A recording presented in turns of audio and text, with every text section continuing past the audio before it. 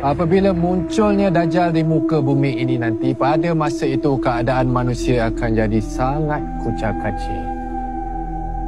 Kelam kabut, kemarau, makanan tak ada.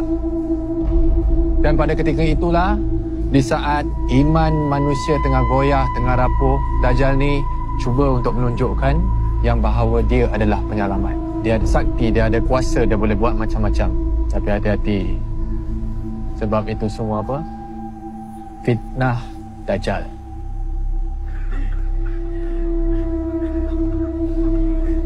Nalit.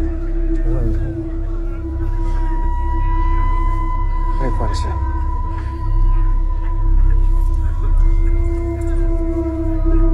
Dan bila munculnya Dajjal ni nanti, dia akan datang, dia bawa dua benda. Dia bawa api, dia bawa air. Sesungguhnya apa yang dilihat oleh manusia itu sebagai api, yang sebenarnya merupakan air yang dingin. Dan apa yang dilihat oleh manusia itu sebagai air, sebenarnya api yang membakar.